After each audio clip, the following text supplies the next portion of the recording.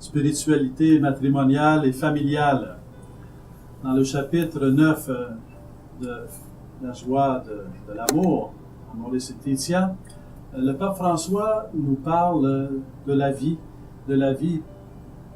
en harmonie avec Dieu, de la vie qu'on reçoit de Dieu et qui vient enrichir notre propre vie. Il a une approche très originale, une phrase qu'il nous dit, une question qu'il adresse aux familles, et je vous la transmets, cette adresse. Jésus frappe à la porte de la famille. Jésus frappe à votre porte. Entendez-vous Jésus qui frappe à votre porte, à la porte de votre famille, de votre mariage, de votre famille? C'est Jésus qui frappe à la porte, on connaît ça, c'est dans le livre de l'Apocalypse, je vais vous le relire ici.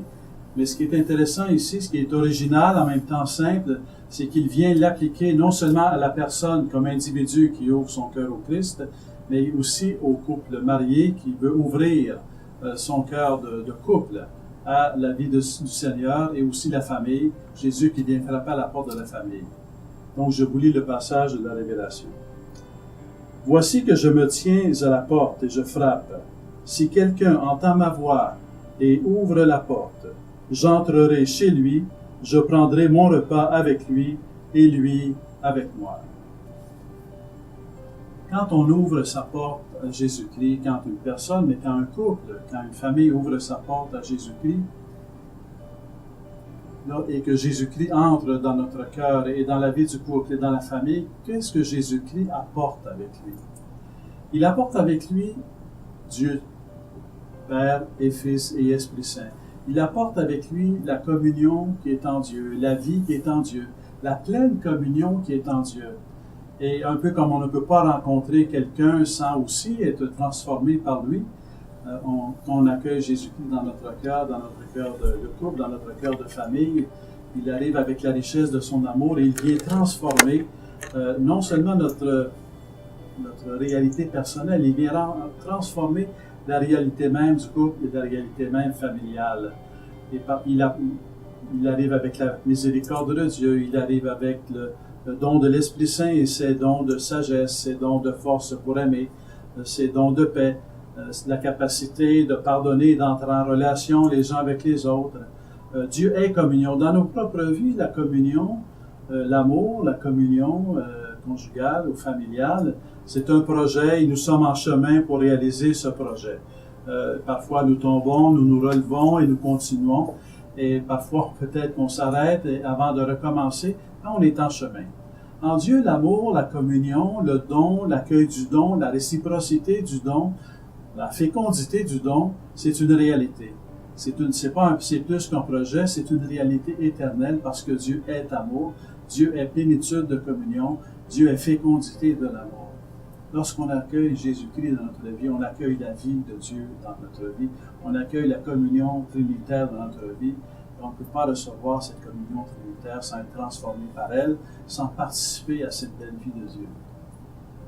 Un autre élément que Jésus-Christ apporte lorsqu'il vient dans notre cœur, dans le cœur du couple et dans le cœur de la famille, lorsqu'on lui ouvre la porte, c'est qu'il arrive avec son amour pour l'Église. Jésus-Christ a donné sa vie sur la croix au Père pour nous. Et il a aimé son Église, il a fondé son Église, il a aimé toute l'humanité, il a fondé son Église. Et il a montré qu'un amour, à quel amour nous sommes appelés. Il a montré de quel amour nous sommes appelés à vivre et il est venu nous communiquer sa grâce, non seulement pour aimer, pour ainsi dire, avec nos forces humaines, mais pour aimer avec la grâce du Christ.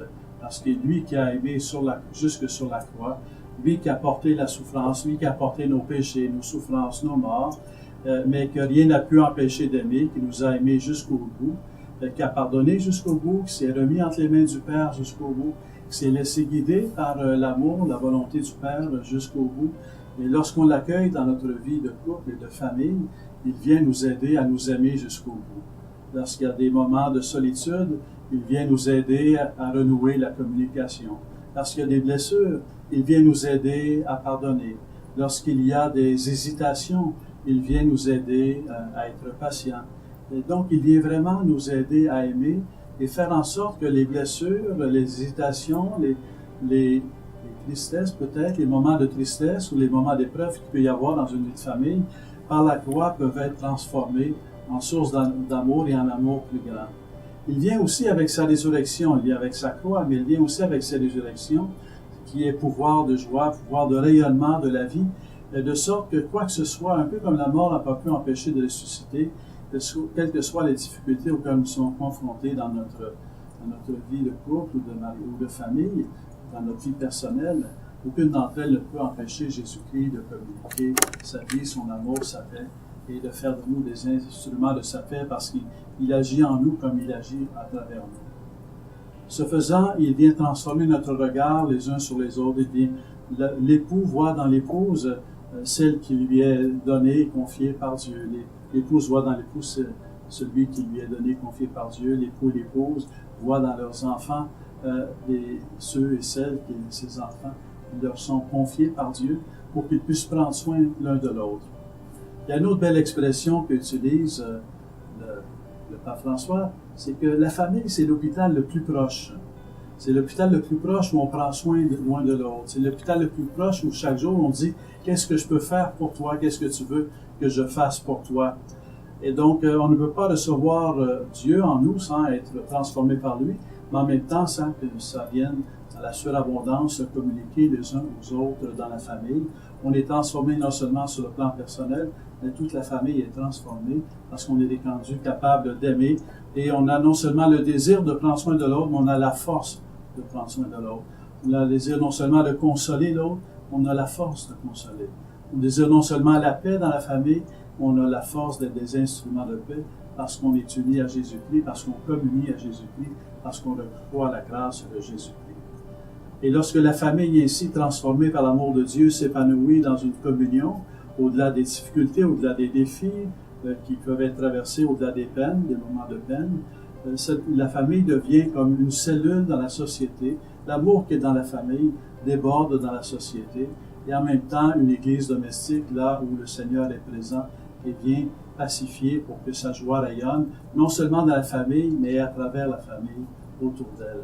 Alors je vous invite ça prend 1 heure, lire ce chapitre sur la spiritualité familiale.